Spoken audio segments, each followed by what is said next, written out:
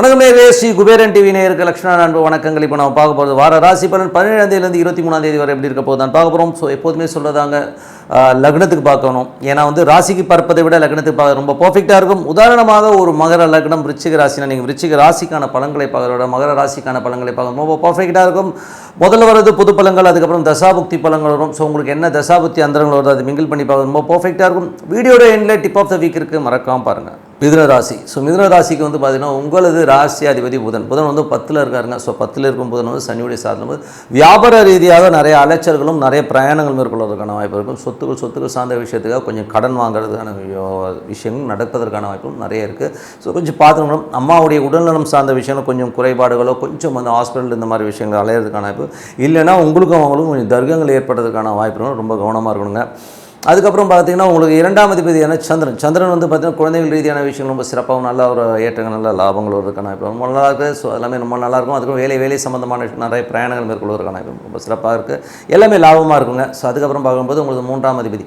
So உங்களுக்கு 3ஆம் அதிபதி சூரியன் பார்த்தீங்கன்னா 10ல் இருக்கும்போது தொழில் ரீதியான விஷயங்கள் புதிய ஒப்பந்தங்கள் வருவதற்கான வாய்ப்புகள் நிறைய இருக்குது. ஸோ இளைய சகோதர சார்ந்த விஷயங்கள் பார்த்திங்கன்னா நல்ல ஒரு ஆக்கப்பூர்வமாக ஒரு சில விஷயங்கள் நடக்கும். ஸோ அதுக்கான ஒரு பிரயாணங்கள் மேற்கொள்வதற்கான வாய்ப்புகள் நிறைய இருக்கும். ஸோ கொஞ்சம் ட்ராவல் அதிகமாக இருக்கும் சில பேருக்கு. ஸோ எல்லாமே நடக்கும். அதுக்கப்புறம் பார்க்கும்போது உங்களுக்கு சனியுடைய சாரத்தில் போகும்போது ஒரு இடத்துலேருந்து அதாவது ஒரு டாக்குமெண்டேஷன் சம்மந்தமாகவோ இல்லை இளைய சகோதர சார்ந்த விஷயங்களுக்காகவோ நிறைய பிரயாணம் மேற்கொள்வதற்கான வாய்ப்புகளை கண்டிப்பாக ஏற்படுத்தும். 4ஆம் அதிபதியான புதன் 10ல் இருக்கும்போது சொத்துக்கள் சார்ந்த விஷயங்களுக்காக நிறைய ஒரு கொஞ்சம் அலைச்சல் இருக்கிறதுக்கான வாய்ப்புகள் இருக்கிறதுனால கொஞ்சம் கவனமாக இருக்கணுங்க. ஸோ அதுக்கப்புறம் பார்க்கும்போது உங்களுக்கு 5ஆம் அதிபதி சுக்கிரன் 10ல் உச்சமாக இருந்து அது புதனுடைய சாரத்தில் இருக்கும்போது நல்ல ஏற்றங்கள் நல்ல லாபங்கள் நல்ல ஒரு அளவில் நல்ல ஒரு முயற்சிக்கு வெற்றி கிடைக்கிறதுக்கான வாய்ப்பு ரொம்ப நல்லா இருக்குது. குழந்தைகளோட வளர்ச்சியும் சிறப்பாக இருக்குங்க. ஏன்னா அது குழந்தைகளை கொஞ்சம் ஸ்பெண்ட் பண்ணுற மாதிரி விஷயங்கள் நிறைய ஏற்படுத்தும். ஏன்னா குரு சுக்கிரன் ஒரு பரிவர்த்தனையில் இருக்கும்போது அந்த ஒரு ஸ்பெண்டிங்கை கண்டிப்பாக கொடுத்துரும். அதுக்கப்புறம் 6ஆம் அதிபதியான செவ்வாய். 6ஆம் அதிபதியான செவ்வாய் பார்த்திங்கன்னா உங்களுக்கு செவ்வாய் இப்போ ராசியிலே இருக்கும்போது வேலை இல்லாதவர்களுக்கு வேலை கிடைக்கிறதுக்கான வாய்ப்பு ரொம்ப நல்லா இருக்குது. அது மட்டும் இல்லாமல் கடன் கேட்டீங்கன்னா கடன் கிடைக்கிறதுக்கான வாய்ப்பு இருக்குது. என்ன இருந்தாலும் உடல் ரீதியான விஷயங்கள் சின்ன ஒரு அவஸ்தைகள் இருக்கும். ஸோ அதனால் கொஞ்சம் கவனமாக இருந்துங்க. உடலில் கொஞ்சம் செக் பண்ணுறதுலாம் ரொம்ப அவசியம். 7ஆம் அதிபதியான குரு பார்த்திங்கன்னா உங்களுக்கு 12ல் இருக்காருங்க. ஸோ 12ல் இருக்க குரு என்ன மாதிரி விஷயங்களே பண்ணுவார் அப்படின்னும் போது சுப நிகழ்ச்சிகள் சார்ந்த விஷயத்துக்காக கொஞ்சம் செலவு பண்ணுறது, ஒய்ஃப்காகவோ நம்ம லைஃப் பார்ட்னருக்காக நிறைய செலவு பண்ணுற மாதிரி விஷயங்களை கண்டிப்பாக ஏற்படுத்தும். ஸோ அது ஒரு சுப செலவுகளாகவும் நல்ல விஷயத்துக்காக செலவு பண்ணுறதை நம்ம மாற்றிக்க வேண்டியதான். 8ஆம் அதிபதியான சனி 9ல் இருக்குது. ஸோ 8ஆம் அதிபதியான சனி பார்த்திங்கன்னா 9ல் இருக்கும்பொழுது என்ன மாதிரி விஷயங்கள் இருக்கும்போது தந்தை சார்ந்த உறவுகளுக்கும் கொஞ்சம் மனக்கசப்புகள் சின்ன விஷயங்கள் அப்பாவுக்காக ஒரு சில விஷயங்கள் செய்ய போய் அதனால் சின்ன அவமானங்களை ஏற்படுறதுக்கான கொஞ்சம் கவனமாக இருக்கணும். வெளிநாட்டில் இருக்கணும் சின்ன மன உளைச்சல் போகிறதுக்கான கொஞ்சம் கவனமாக இருக்குது. ரொம்ப நல்லதுங்க.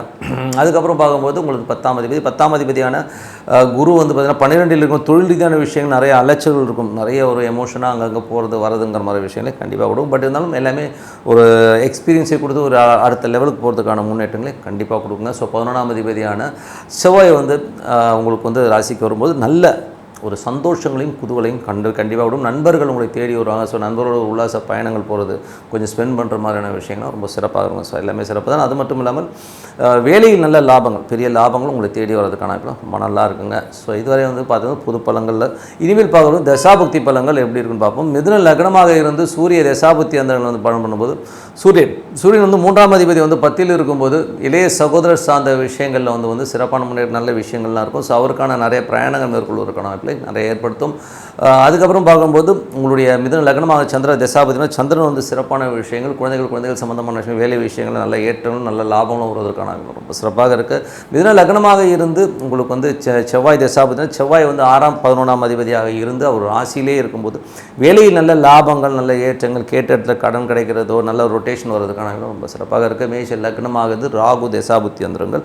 ராகு பார்த்திங்கன்னா உங்களுக்கு என்ன மாதிரி விஷயங்களை பண்ணுவார் அவர் 10ல் இருக்கார். ஸோ 10லேருந்து குருவுடைய சாரத்தில் இருக்கும்போது என்ன மாதிரி விஷயங்கள் சுப நிகழ்ச்சிகள் சார்ந்த விஷயங்கள் நிறைய ஸ்பெண்ட் பண்ணுற மாதிரி விஷயங்கள் இருக்கும். வேலை தொழில் ரீதியான விஷயங்கள் நிறைய பிரயாணம் மேற்கொள்வது நிறைய அலைச்சல் இருக்கிறதுக்கான கண்டிப்பாக ஏற்படுத்தும். மிதுன லக்னமாக இருந்து உங்களுக்கு வந்து குரு தசாபுத்தி வந்து குரு வந்து பார்த்தீங்கன்னா 7ஆம் அதிபதியாக வந்து 12ல் இருக்கும்போது சுப நிகழ்ச்சிகள் சார்ந்த விஷயத்துக்காக ஸ்பெண்ட் பண்ணுற மாதிரி விஷயங்களை கண்டிப்பாக ஏற்படுத்தும். இல்லைனா வாழ்க்கை துணைக்கு ஒய்ஃப்க்கு வந்து கொஞ்சம் ஸ்பெண்ட் பண்ணுற மாதிரி விஷயங்கள்லாம் கண்டிப்பாக ஏற்படுத்துங்க.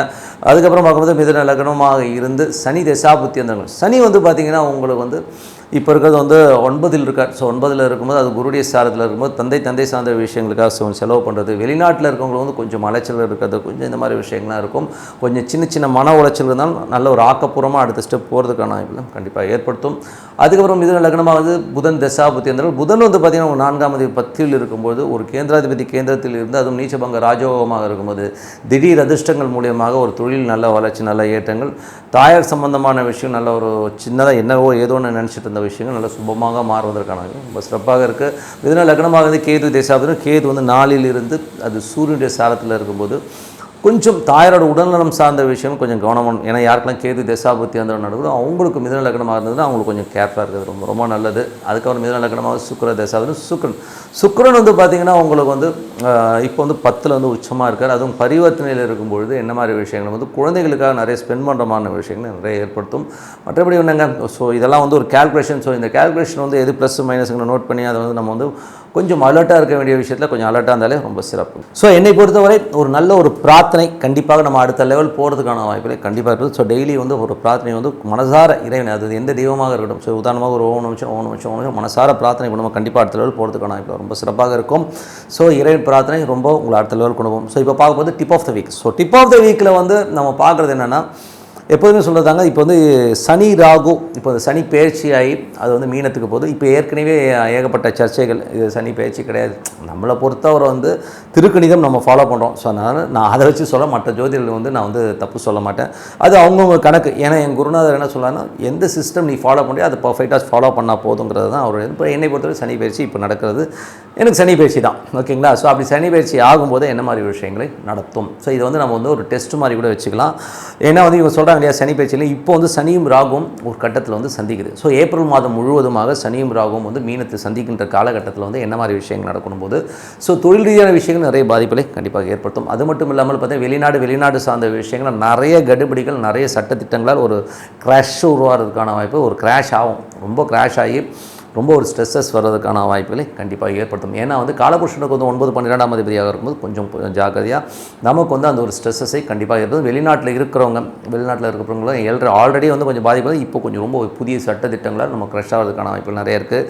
அது மட்டும் இல்லாமல் குருமார்கள். ஸோ குருமார்கள் போது குருமார்கள் ஆன்மீகவாதிகளுடைய சில பித்தலாட்டங்கள், சில விஷயங்கள்லாம் வந்து வெளியில் வரும். ஸோ இதெல்லாமே வந்து கண்டிப்பாக இந்த டைமில் வரும். ஸோ அது மட்டும் இல்லாமல் குழந்தைகள். ஸோ குழந்தைகளுக்கு வந்து இனம் புரியாத ஒரு சின்ன காய்ச்சலோ ஏதாச்சும் ஒரு ஃப்ளூ, இந்த மாதிரி ஏதோ ஒரு டிசீஸோ இந்த மாதிரி விஷயங்களை குழந்தைகள் வந்து உலக ரீதியாக, நான் சொல்கிறது வந்து உலக ரீதியாக கொஞ்சம் கஷ்டப்படமான சூழ்நிலை ஏற்படும். காரணம் என்ன, அந்த குருவும் ராகும் ஒன்றா வந்து மீட் ஆகிற அந்த இடம்.